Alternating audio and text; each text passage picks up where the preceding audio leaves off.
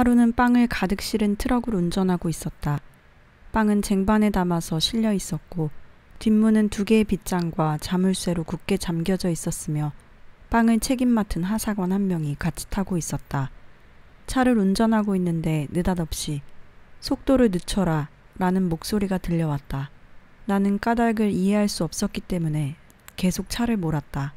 또다시 그 소리가 들려왔지만 무엇 때문인지 듣지 않았다. 난 속도계를 쳐다보았다. 시속 60km였다. 그래서 나는 그렇게 빠른 속도가 아닌데 왜 속도를 줄이라는 게지? 하고 생각하였다. 바로 그때 난 빵 조각들이 아스팔트 길을 따라 트럭과 같은 속도로 굴러내려오는 것을 보았다. 난 깜짝 놀랐고 순간적으로 하나님께서 나를 멈추시는구나 라고 생각하였다.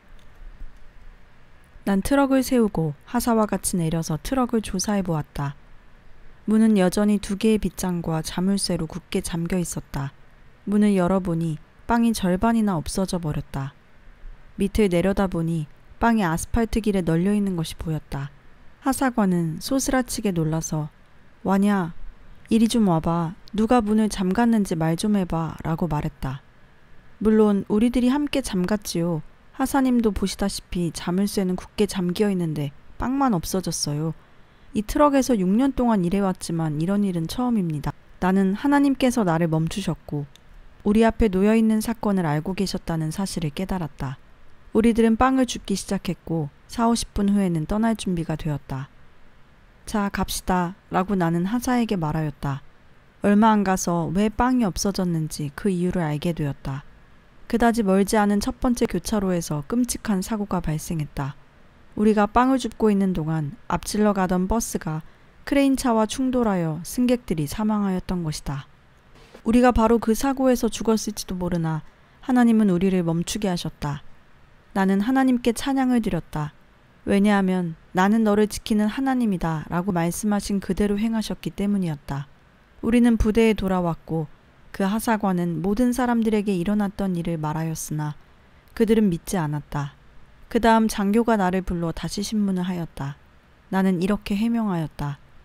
하나님은 빵의 기적을 통하여 우리의 생명을 건져주셨습니다. 그분은 우리 모두를 사랑하시며 당신이라도 구원하실 준비를 하고 계십니다. 예수 그리스도를 영접하지 않는 모든 사람들을 위해 예비된 영원한 사망으로부터 말입니다. 나를 체포하다. 군법회의는 나를 체포하라고 명령하였다. 나는 군 검찰관의 신문을 받기 위해 시메로뿔에 있는 사령관실로 끌려갔다. 거기서 그들은 내가 선고받을 조항을 놓고 말했다. 그 조항은 3년에서 7년형이라고 적혀 있었다. 검찰관은 말하였다. 우리는 너에게 7년형을 선고하기로 결정하였다. 난 너에게 3일간 마음을 고쳐먹을 여유를 주겠다. 만일에 너의 하나님을 부인하지 않는다면 7년형을 받게 되는 것이다. 신문이 끝난 다음 난 케르치로 이송되었다. 사흘이 지나갔다. 그들은 나를 감옥으로 데리고 가 다시 위협하면서 내가 있어야 할 곳은 여기야 라고 하는 것이었다. 같은 날 그들은 다시 나를 데리고 가서 마음을 바꿀 3일간의 여유를 주었다. 이번에도 헛되이 지나갔고 그들은 와서 나를 오데사로 데리고 갔다. 그곳에서도 나에게 겁을 주려고 애를 썼다.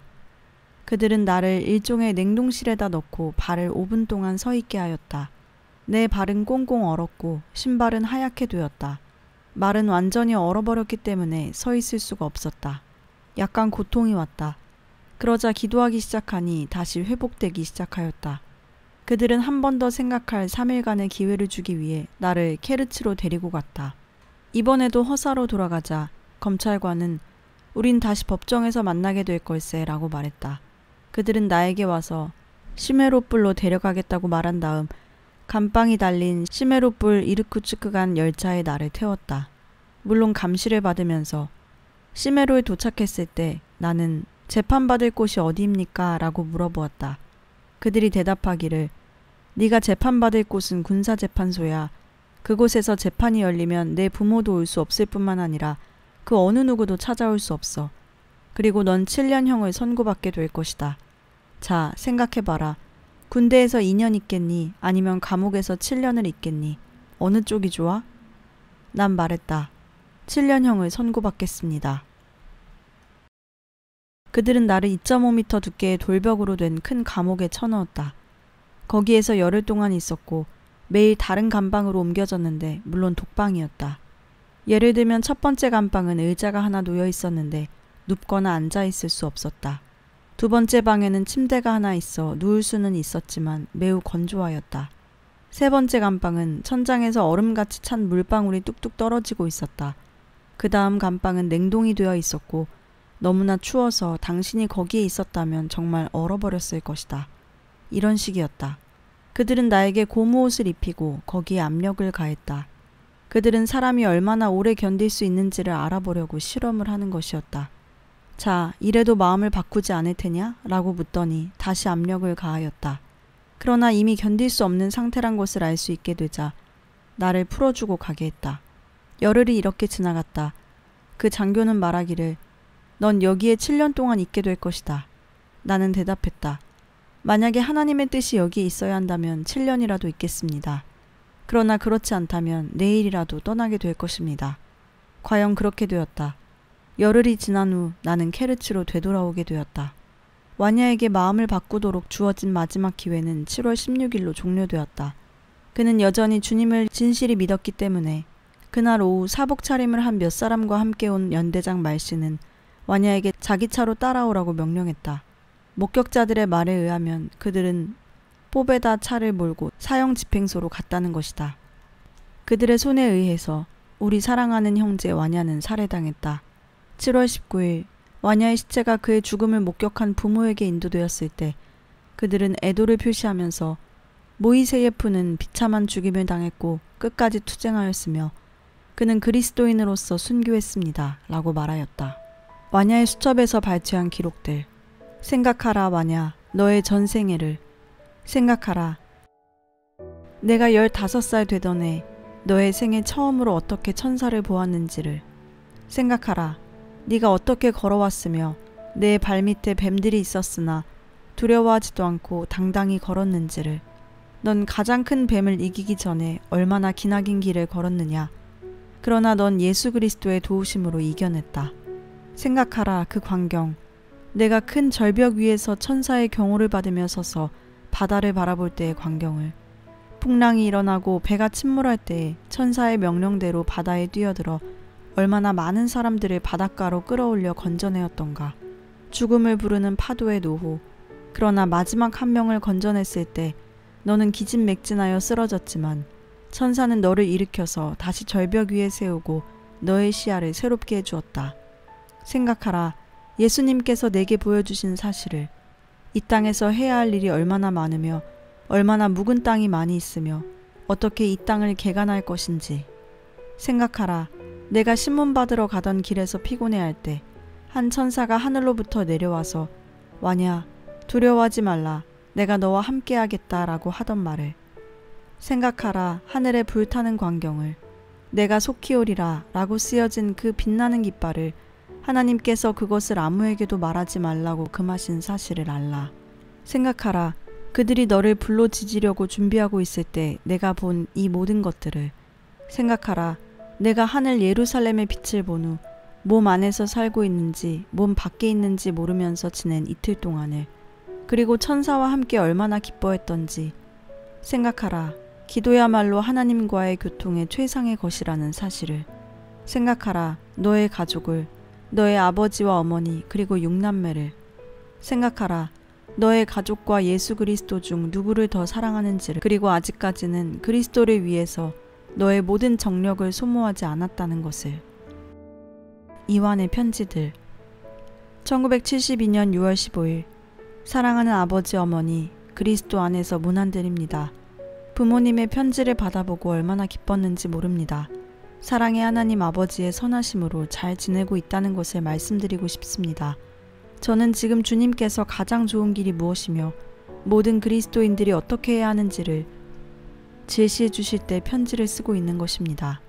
주님이 계시해 주신 모든 일들에 대하여 다음에 편지에 써 보내드리겠습니다.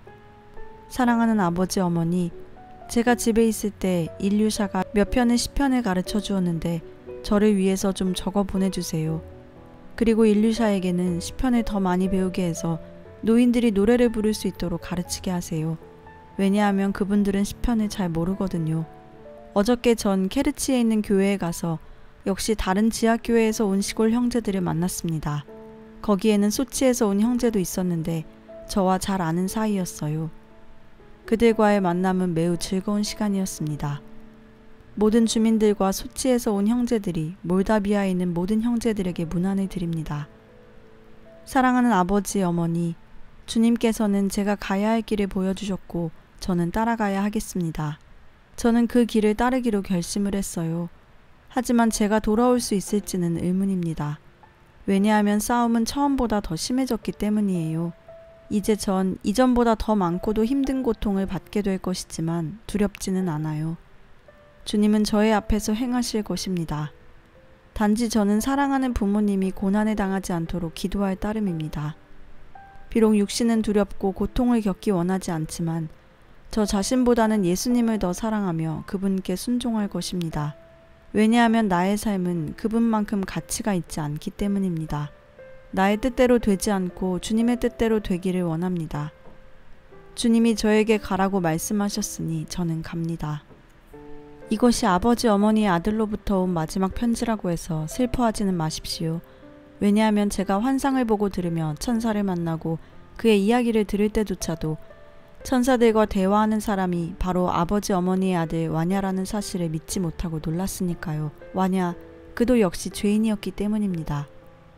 그러나 고난을 통해서 주님은 나의 죄를 모두 씻어주셨고 저는 이제 제 자신의 뜻대로 사는 것이 아니라 주님의 뜻을 따라 살고 있습니다.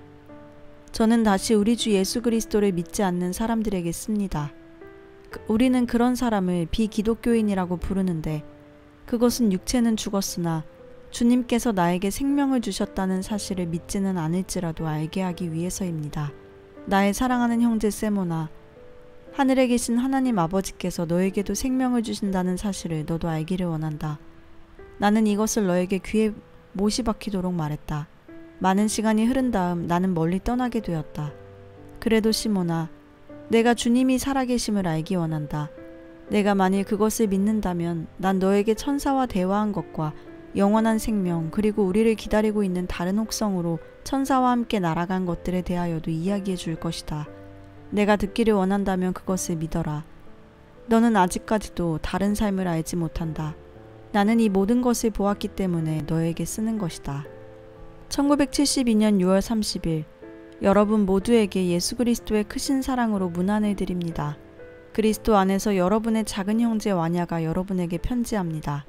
세르게이를 만나 기뻐한 후에 한 번뿐만 아니라 여러 번의 폭풍이 있었다는 사실을 솔직히 말하고 싶습니다. 저는 모든 것에 대해 기뻐했습니다.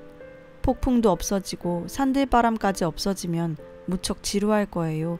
그만큼 전 폭풍에 익숙해졌어요. 오, 우리의 세상에서 멀리 떨어져 있는 그곳은 얼마나 아름답고 놀라운 곳인지, 얼마나 기쁨이 넘치는 곳인지. 오, 형제들이여, 우리 모두 두려워 말고 앞을 향해 나아갑시다. 천성문에 도달하기 위해서는 불 가운데라도 지나가야 합니다. 여러분의 마음에 그리스도보다 더 사랑하는 것이 있다면 결코 그분을 따라갈 수 없을 것입니다. 이제 여러분에게 천사들이 어떤 종류의 몸을 가지고 있으며 만일 우리가 죽기까지 충성한다면 그들과 같이 된다는 사실을 말하고 싶습니다. 저는 천사를 보고 싶었고 또 보았습니다.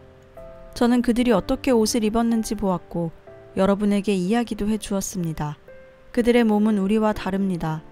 그들의 몸은 마치 유리를 통해서 보듯이 투시할 수 있습니다.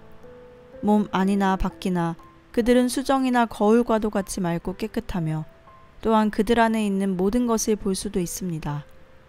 거기에는 단 하나의 죄도 단 하나의 허물도 없습니다.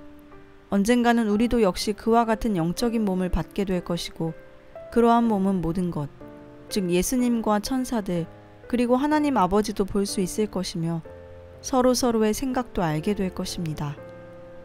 오, 그곳에는 얼마나 기쁘고 얼마나 순결하고 얼마나 놀라운 사랑이 있는지, 그들 모두는 얼마나 깨끗하고 순결한지 여러분이 유리를 닦는다 해도 오히려 그들의 몸보다는 더러울 것입니다. 저는 여러분의 답장을 학수고대하고 있습니다.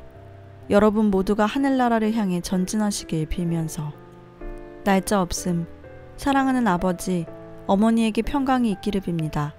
자뽀로크에서 온 몇몇 형제들이 저를 만나러 왔었습니다. 그들은 비록 등록교회에서 왔지만 저는 반가웠습니다. 그들은 지난 주일 제가 그리스도를 전한다는 이유로 저를 배신하였습니다. 그러한 사실에도 불구하고 저는 그리스도의 군사이며 아무리 어렵고 시련이 따르지만 저는 그리스도를 위해 일하고 있습니다. 예수 그리스도께서는 생명의 말씀을 마을과 모든 교회에서와 부대 안에 있는 장교들과 사병들에게 선포하도록 명령하셨습니다. 저는 사단본부의 특별 군관구에 있습니다. 그리 쉬운 일은 아니었지만 주님께서 선하게 인도해 주셔서 그의 말씀을 심지어는 최고급 장교에게도 전파하였습니다. 저는 점점 더 많은 핍박을 받았고 멀리 내어 쫓겼습니다. 사람의 뜻을 따르지 않고 하나님의 뜻을 따라 살려고 하는 사람은 구원을 받을 것입니다. 예수님의 명령을 지키십시오. 후에 제가 본 많은 기적들과 계시들에 대해서 말해드리겠습니다. 주 안에서 와냐. 1972년 7월 9일 머지않아 이 불초자식은 더 이상 인사를 드리지 못할 것입니다. 저는 비록 약하지만 이제 예수 그리스도의 사랑과 하나님의 평강으로 문안을 드립니다. 저는 예수 그리스도를 전하지 못하도록 감금되어 고문과 시련을 겪고 있지만 그들에게 예수 그리스도의 복음을 전하지 않을 수 없다고 말했습니다. 주님은 그들을 전 부대 앞에서 부끄럽게 하셨답니다. 그들은 저를 시험했고 휴가 갔다 온 군인이 일어서서는 모든 사실을 말한 다음 그것이 누구의 능력이었소? 라고 질문을 했지요. 그러나 그들은 저를 내버려 두려고 하지 않았어요. 그들은 미치광이 짓들을 했습니다. 그들은 내게 묻기를 2개의 나무가 나란히 서 있는데 왜 하나는 푸르고 다른 하나는 시들었느냐고 물어보았어요. 저는 그들에게 차이점이 뭐냐고 반문했습니다. 그들은 대답하기를 아주 큰 차이가 있는데 하나는 죽었고 다른 하나는 살았기 때문이라고 했습니다. 그래서 저는 그것이야말로 믿는 자와 그리스도를 거역하는 자들의 차이점이요 라고 말했고 그들 모두는 톡톡히 망신을 당하게 되었답니다. 해야 할 일은 많지만 저는 예수님의 계명을 따르고 있습니다. 시련도 크고 고문도 견디기 어렵습니다. 할 말은 많으나 편지로 쓸 수가 없군요. 전 세르게이를 만나서 예수님의 명령을 다할 때까지 기다리고 있겠습니다. 이제는 주님에 대해 말하기를 부끄러워하지 않기를 바랍니다. 그들 모두는 기적을 보면서 정말 하나님이 계시는구나 라고 말합니다. 저는 주님께서 성령님과 천사들을 통해서 가르치신 대로 씨를 뿌리면서 전진해 나갈 것입니다. 죄를 짓지 마십시오. 그렇지 않으면 이 일을 하는데 힘들어질 것입니다. 여러분도 아시다시피 육체는 다루기가 쉽지 않습니다. 저는 비록 금지되어 있긴 하지만 이곳에 있는 교회에 나가고 있습니다. 형제들이 여러분에게 문안을 드리며 저도 슬로보드제야와 예르몰레이카에 있는 모든 이들에게 문안을 드립니다. 저는 시오메아와 잘랴가 예수님을 믿고 주님의 능력을 보며 그분이 살아계심을 알게 되기를 기대합니다. 이곳에 있는 모든 장교들과 병사들은 하나님이 존재한다고 말하고 있고 그분의 기적과 능력을 본고로 두려워하고 있습니다. 저는 할머니도 역시 믿게 되고 지옥으로 가는 길에 있다는 것을 깨닫기를 원합니다. 예수 그리스도께서는 기회가 있는 동안 아버지 어머니를 부르고 계시며 영원한 생명을 주실 것입니다. 저는 생명을 드리지 못합니다. 복음을 믿으세요. 더 이상 자유롭지 못하다는 말을 듣게 될 때를 대비하여 제가 기적에 관해서 기록해 놓은 조그마한 수첩 하나를 케르치에 남겨두었습니다. 부모님께서 여기로 오시게 될는지 다른 사람을 시켜 가져가실는지는 주님만 아시겠지요. 충성된 그리스도인이 되십시오. 그분은 아버지 어머님께 힘과 능력을 주실 것입니다. 주님께 구하십시오.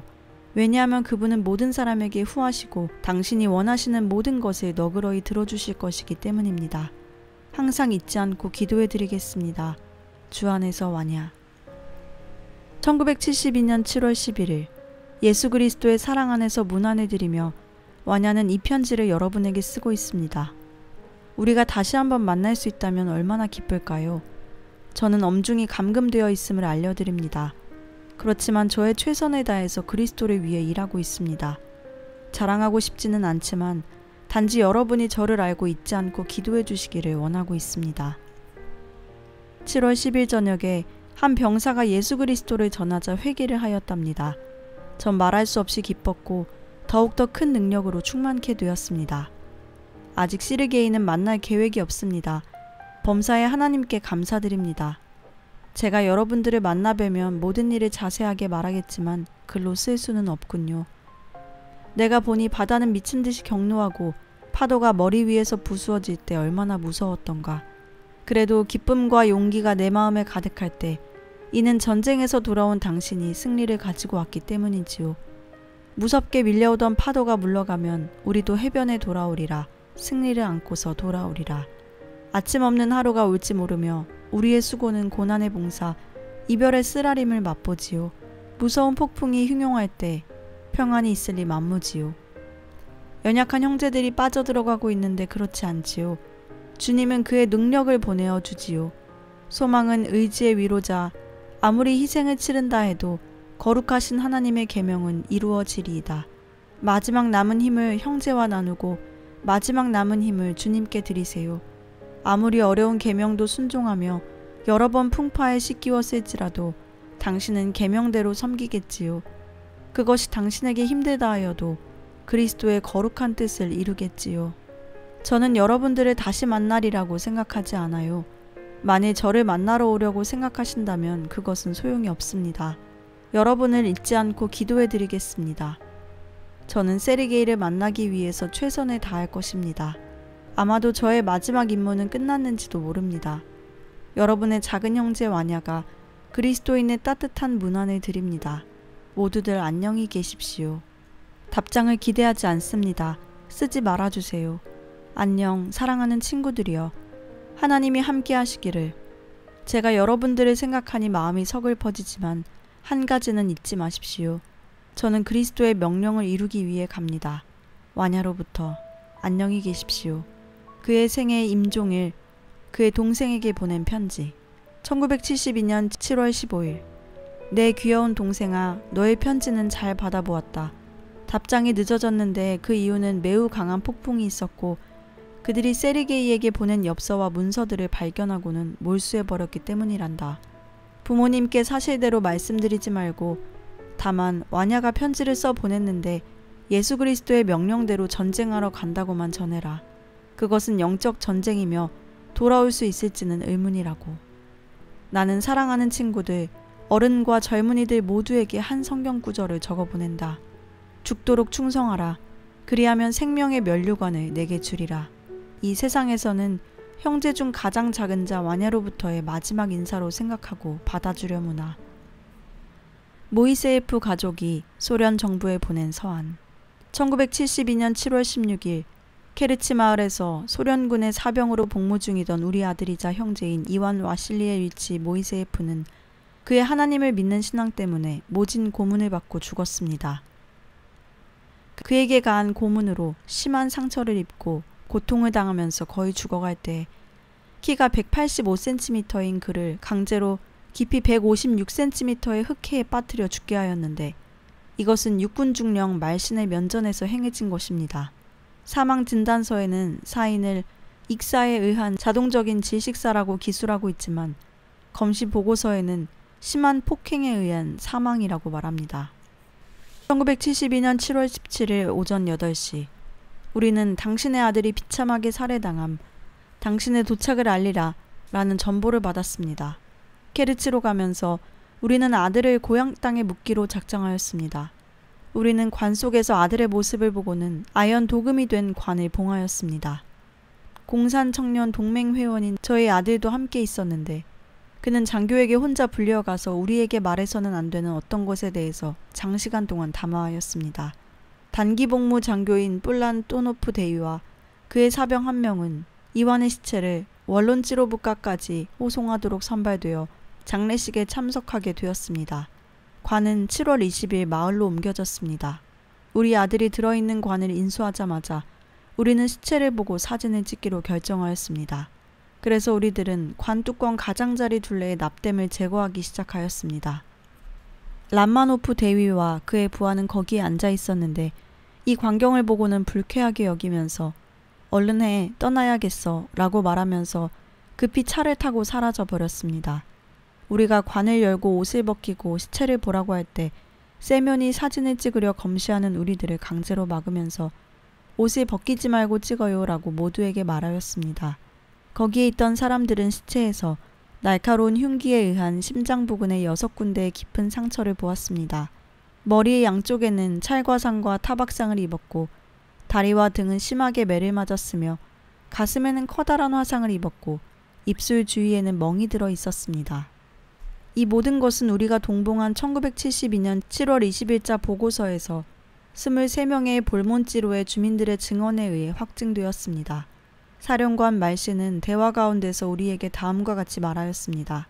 16일 아침에 저는 한 무리의 시민 방문객들과 말하느라고 매우 바빴습니다. 점심 식사를 마친 후 나와 모이예프는 차를 타고 해변으로 갔지요. 목격했던 한 군인의 말에 의하면 말씨는 몇 명의 낯설은 시민들과 함께 갔고 모이세예프는 다른 차로 혼자 따라갔다고 합니다. 그들은 알려지지 않은 목적지로 사라져 버렸습니다. 말씨는 말했습니다. 모이세예프는 참혹한 죽임을 당했다. 그는 끝까지 투쟁하였으며 그리스도인으로서 죽었던 것이다.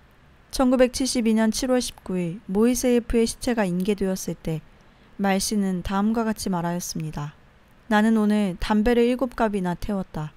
8월 1일 그는 또 말하기를 모이세예프가 죽고 난 다음 내 아내의 몸무게는 일주일에 15kg나 빠졌다 라고 하였고 그가 타고 갔던 차를 사용하지 않겠다라고 말하였습니다. 모이세예프는 이렇게 죽었습니다. 그가 살아생전에 이루어놓은 사역이 놀랄만하듯이 그의 죽음의 증거는 더욱더 큰 능력이 있었습니다. 순교자라고 불리어지는 그는 젊은 그리스도인 세대의 성자가 되었고 그 이야기는 등록교회와 비등록 침례교회에 널리 퍼져서 하나님의 나라를 위한 자기 희생의 정신에 새로운 격려와 자극을 주었습니다. 이것이 소련 정부의 관심을 얼마나 야기시켰는지는 신문에 반영되었고 그들이 얼마나 진리를 억압하려고 하는지 그 정도를 보여주었습니다.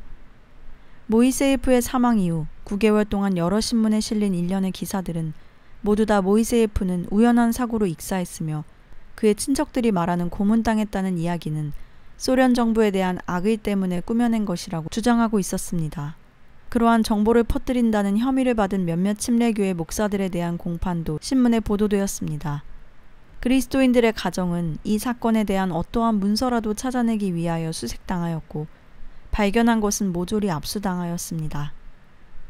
공식적인 소식통에 의해 확인된 것은 아니지만 그 후에 이어지는 기사에서 케르치 마을과 볼론찌로브카 마을이 당분간 방문객들의 출입을 금하고 있으며 모이세예프가 소속되었던 부대는 해체되었다고 보도하고 있습니다. 모이세예프의 사형을 책임졌던 육군 중령 말씨는 자기 아들을 잃는 비극을 당했고 자기 아내는 신경쇠약에 걸렸으며 자신도 하나님의 심판이 엄습하고 있음을 깨닫고 있다는 사실도 전하여지고 있습니다.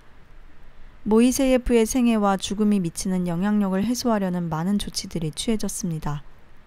그러나 비록 그는 죽었지만 아직도 말하고 있습니다.